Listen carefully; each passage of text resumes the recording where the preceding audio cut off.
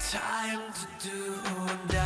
I will never forget the moment. I will never forget the moment. And the story goes on. Good morning, Roosevelt. Welcome to Rider Report Reloaded. We have your school news for Friday, May 6, 2016. Seniors, please come by the front office to pick up your Johnstown Breeze graduation information sheets. Every year, the Johnstown Breeze runs an issue with our RHS graduates' information. The deadline for submission is today, May 6, so please come down ASAP to pick up your forms. In regards to prom, if you are now unable to go or can now go, tickets will only be reimbursed or sold the week prior to prom. If you change dates, names needs to be changed on tickets that week as well. If you are eligible to go the first time, you are still eligible to go. If you were on the ineligible list, you have until May 9th to become eligible. Hey Riders, the yearbooks have arrived and we will be distributed Thursday, May 12th after school in the cafeteria. If you prepaid, you are guaranteed a yearbook at that time. Pre-sales will be taken in the front office until May 11th. The cost is $50. Additional yearbooks will be available on a first-come, first-served basis the day of the distribution. Attention football players. Football camp registration forms and fees are due by the last day of school. Football players, please get your paperwork in ASAP. The 2016 summer school applications are now available in the counseling office. The summer school session will be scheduled Monday through Thursday from 8 a.m. to 12 p.m. from June 6th through June 30th. Attendance is mandatory. Students will lose credit on their third absence and no refund of tuition will be given. Cost is $75 for one class. The cost of a second class will be $50. There is a maximum of 2 classes for any student. Attention students and staff. Remember those paintings by Ray Solano during the talent show? Now you can be the owner of them through a $2 raffle, with Ray donating all the proceeds to the RHS Activities Fund. Be on the lookout for a chance to get your tickets and own some original artwork. The Weld RE 5J School District Maintenance Crew is looking to hire 2 students for a summer groundskeeping position. Job duties include mowing, weed eating, and other outdoor tasks. Students must be 16 years or older and you must have your own transportation. The start date is Monday, May 23rd, and the position pays $11 per hour. If you are interested, apply on the Weld RE 5J website under the Employment tab. Attention all track athletes, turn in your uniforms if you are finished competing. Good morning, Riders. CD and Kaylin here with your weekend weather forecast. Today, Friday, May 6th, will be partly cloudy with a high of 76, a low of 45, and a low chance of rain. On Saturday, we can expect more rain showers with a high of 64 and a low of 40. Wrapping up your weekend, on Sunday, we will have clear and sunny skies with a high of 64 and a low of 40. Hey, Kaylin, why can't you take a math test in the jungle? Good question. Why? Because there's too many cheetahs.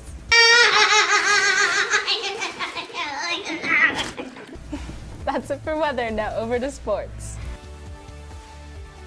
Hey Riders, Marco, Logan, and Londo here with your weekly RHS Spring Sports Update. The Rough Rider baseball team split a doubleheader with Erie last week. Yesterday they played a road game at Windsor, and tomorrow they host the Wizards at Nelson's Farm Park. The girls golf team competed on Monday at their own Roosevelt Invitational at the Mad Rush Inn. This coming Monday they will play in a season-ending regional event at Frederick. The track teams were unable to compete last week due to the weather. Today and tomorrow they will take part in their Tri-Valley League meet in Longmont. The Lady Riders soccer team played at Erie Monday and had their last home game on Wednesday against Berthoud. They play against the Spartans again today in their final game of the season at Berthoud. That's it for your Rough Rider sports. Come out and support our teams. Go Riders! Hey Riders, I'm here with Coach Easton to talk a little bit about the weightlifting showcase. So Coach, who was your biggest lifter last year? We've had a couple different ones. Remember the big dog, Patalis was still right there, and we got some big guys coming back like Aguilar and Schlegel, and all those guys are throwing some weight around. So, Durock and Cameron and Mason, they're all right there kind of coming around. So we'll see what happens. All right, and why did you guys decide to start doing this? Well, actually, this is our 5th year doing it. And what we do is we try to raise some money for the weight room so we can buy new equipment and update things that kind of get worn down and broke. And it's been really good because when we first started, we had 3 racks, and this spring we'll move that number to 11. So this is a big part of that. All right, and who do you think your biggest lifter is going to be this year? I don't know. We're interested to see the kind of numbers we put up tomorrow night because they've been working for 3-4 months pretty hard, and I expect them to throw some weight around. They've put some time and effort into it, so it should be fun. All right, there you go, guys. Come out and support raising money for the weight room. Hey, good morning, Riders. Michelle here with Alyssa Roton. So, Liz, where did you recently just sign to run track? I signed at Central Christian College in Kansas. What events will you be doing there? I'll run the 100 hurdles and then hopefully sprint relays. So, since you'll be pretty far from home, how do you feel about that? I'm gonna miss my mom a lot. I don't want to go that far from her. What do you plan on majoring in? I'm gonna do sports medicine there. Are you gonna do any other sports while you're up there? I got asked to run bases for softball and then play basketball, but I haven't decided which ones I want to do first. So. Well, that's it for today, Riders. Congratulate Alyssa for signing. Hey Riders, I'm here with Mr. Montoya, and he's going to tell us about being the new PE teacher and what differences is going to be from online to PE. So, what big difference is it going to be from going online to PE teacher? Probably the big difference would just not having to be working with computers a whole lot, be able to be a lot more active, be able to kind of get the kids moving around and be more engaged rather than just helping them out with other class peers. So I feel like it'll be a lot better, a lot better for me. This is what I actually went to school for and learned about. So I think I'll be able to help out and kind of give back more, a lot more to school. That sounds awesome. Looking forward to it, and have a good weekend, Riders. Hey Riders, we're here with Yvonne and Nikki to talk about what they're going to do next year as head girl and head boy. So what do you guys plan on doing next year? Any changes? Yeah, we want to get the school more involved in our decisions as student council so they have a say in what we do. Okay, so how did you guys get elected into being head boy and head girl? We gave a speech in front of our student council, and the student council voted for who they thought would fit best as head boy and head girl. Cool, and what are you guys most excited for? I'm most excited for like senior year and having to do all the senior things like the pep rally or like the prank or like ditch day and all that good stuff. I'm excited about getting to stand in the front at football games. That was always fun. Yeah. Well, there you guys have it. See you guys later. Hey Roosevelt, this is Benjamin and Mr. Black here. So I hear we're getting new books to the library. Can you tell us a little bit about them? These are some books for summer reading that I was going to donate to everybody. And they are a genre of literature that your English teachers don't tell you very much about.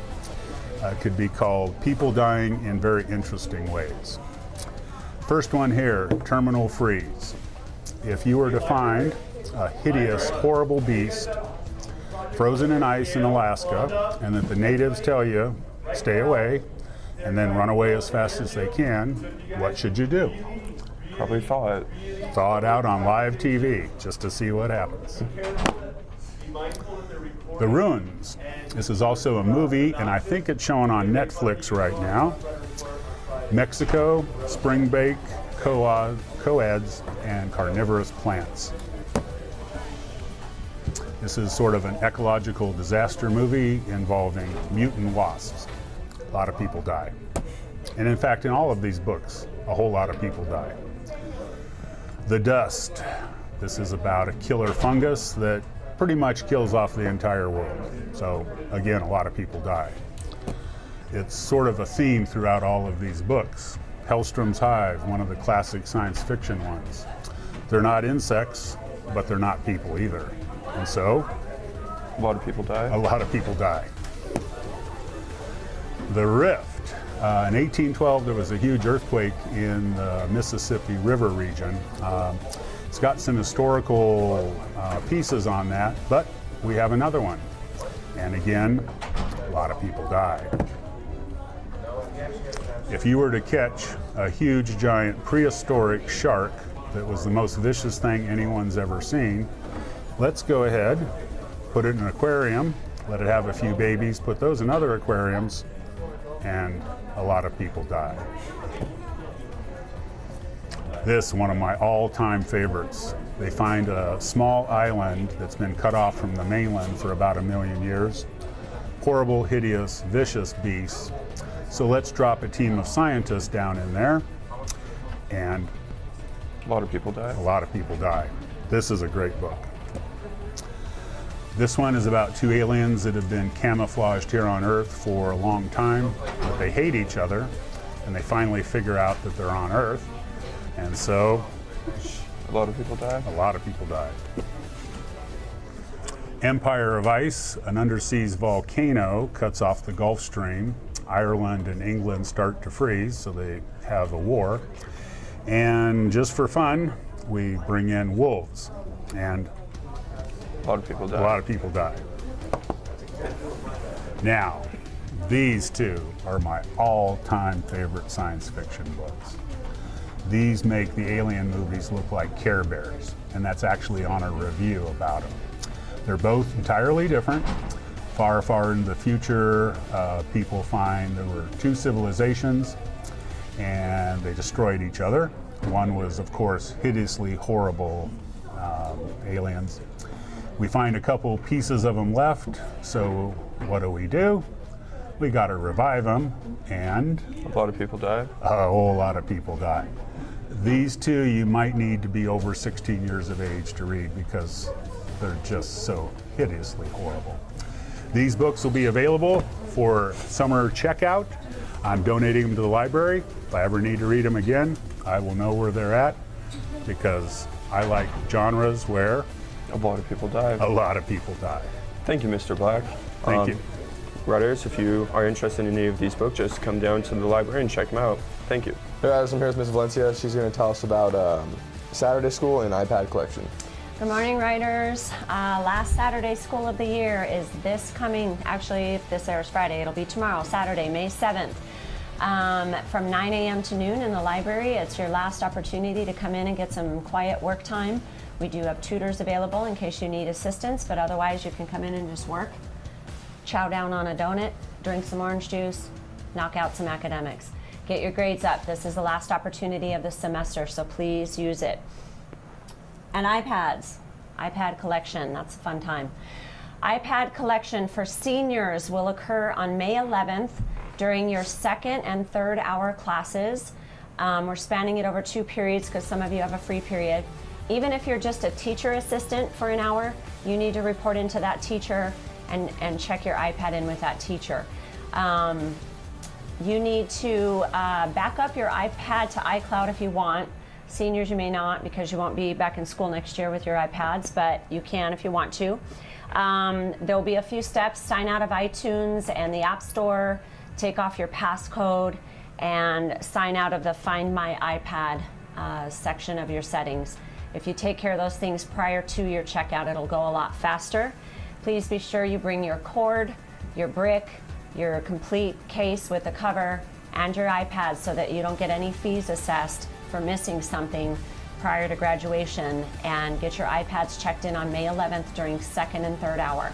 If you do not have a 2nd or a 3rd hour, you can bring your iPad to the office. We'll check them in if you don't have classes those hours.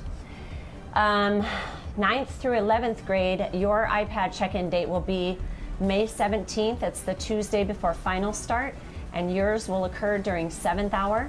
And again, back up your stuff to iCloud if you want to keep anything that's on your iPad. Sign out of the iTunes store, take off your passcode, and bring all of your items to your 7th hour class on Tuesday, May 17th, and check your iPad in with your 7th hour teacher during that time. And again, bring everything so that you don't get a fee assessed on your account. I think that's it. All right, cool. 'Tis the season, writers, for dress code. Please be sure you're being appropriate. I know the weather's getting warmer. It's tempting to wear less clothing. Not okay. So make sure it's dress code appropriate as far as your handbook is concerned. Thank you. All right, thank you, and happy birthday. Oh, thanks. Yeah, Appreciate and thank it. you, riders.